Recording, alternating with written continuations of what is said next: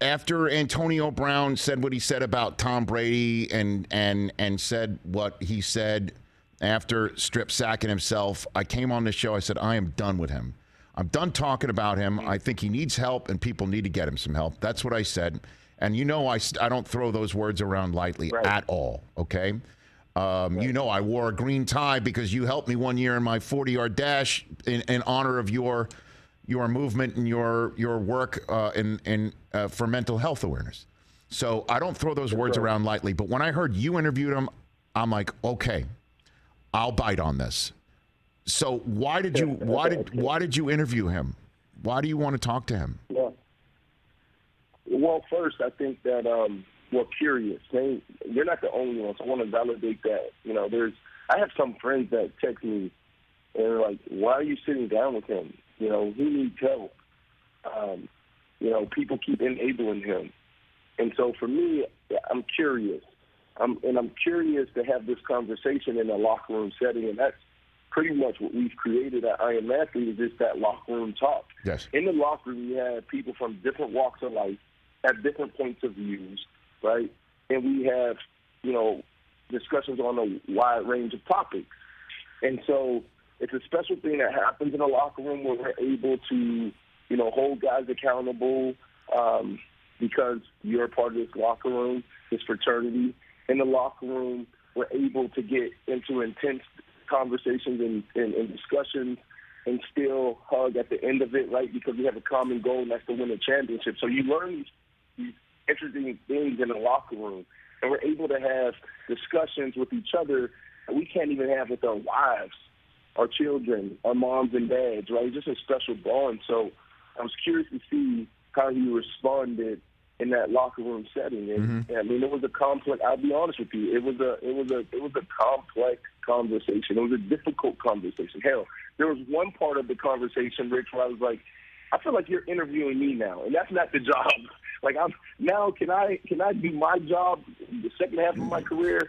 It was really complex. Right, and as somebody who interviews people for a living, as I have for as long as I had, normally that's the sign of somebody who wants to avoid answering questions, to be honest with you, man. Right. Like that's somebody who's just like, okay, I understand that, this may be difficult, but you're the one who agreed to sit down. And so you asked him at one point if you think he has a mental health problem, and he said no. Do you having chatted with him, would you agree with that assessment? Here's what I would say, just being a high-profile athlete playing in the NFL for 13 years. Yes. I would say that, when there's a consistent behavior or a pattern, I would say, I think that there should be a time, in your journey where you sit down and you ask questions, you be curious, you look yourself in the mirror, and potentially go sit down with someone and see what is going on with me. Mm-hmm. And if there's nothing going on with you, I still think that you should sit down and talk to someone, because there's so much pressure. You're in a $16 billion business. You have multi-million-dollar athletes. You have people pulling on you every single day. You can get cut any moment. You could be booed in front of the world any moment or cheered. There's a lot that you have to deal with at the age of 22, 24, 30, 32 years of age. And so I think that whether it's an impairment or a performance issue, I think you should be talking to someone.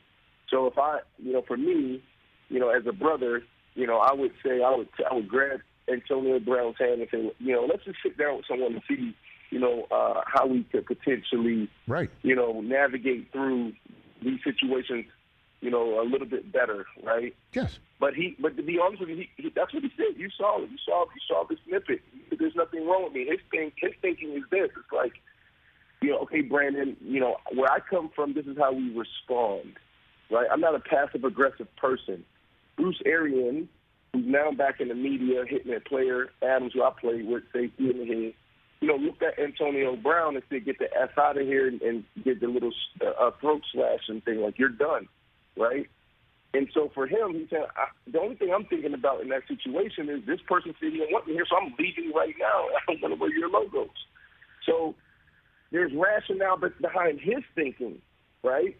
And so he has a lot of answers for certain situations that he's been in. No, I understand that. I got Brandon Marshall here on the Rich Eisen Show, and that hey man, are you saying he's not seeing a therapist? Like and I say this, sharing with you and everyone here. I have a weekly session myself. I'm a 52-year-old father of 3, a husband, a son, lost a dad. There's so much going on, and I'm talking to one in 2 hours from now for a weekly session. He's not speaking to anybody, Brandon. Right? Is he not? Because that's somebody's got to again look. And part of this too, again, and when you interview him, I don't mean that you own everything that he says, okay? But to me, that part of his post, reaction to everything, okay, is to try and get more famous. It seems like. Is that wrong? Is that a wrong thing? Because the video that I see everywhere is him hanging with Madonna and Kanye, and that got millions of views. Is this something that he wants? Right. Well, yeah. To answer your first question, right? Like what I took from the interview, one, he's a confident guy. Seems to be strong, and I don't think he's talking to anyone. Wow. And I'm so glad that you mentioned that you talk to someone weekly. I still talk to someone weekly. Oh, sure. Sometimes now I'm shifting in this transition second half of my career. Sometimes it's twice a week, because there's a lot of pressure when it comes to business and entrepreneur, being in the media, a husband, a father. There's so much that happens, right? Yeah. So I'm with you. I think he should be talking to someone. And whether he's dealing with impairment issues, walking around with a diagnosis, or just performance. And that is fair. It's fair, yes. Antonio Brown, this is deeper conversation, right? Like athletes, the challenge is when you're an athlete in a team sport, team comes first. But now, over the last 6 years, even going back to when he was in Pittsburgh, remember, he was going to practice with cameras. He was flying in on helicopters, pulling in drop-top 1940 Rolls-Royce cars. Yeah. It was always a show for Antonio Brown, which was being deviant behavior back then, right? So Antonio Brown has always been one that said, you know what, I understand team, but I'm coming here to do my job, and at the same time I'm going to put on a show, and I'm also going to build up my brand and tell my story the way I want to tell my story. So absolutely, he said it in his first podcast. He said it, since the MetLife incident where he came out and he said, look, that song was already produced. I did that song 2 years ago. But then there was a moment, all eyes on me. Now we're talking about algorithm, right? Like, it's hard for some people like us, right? We're learning. We're on social, but we're still not as good as the generation behind us. Like, look, it was a perfect time to drop my song, and he sees it as a moment. He sees that this could be he's not playing around with entertainment. Antonio Brown really is embracing being a rapper.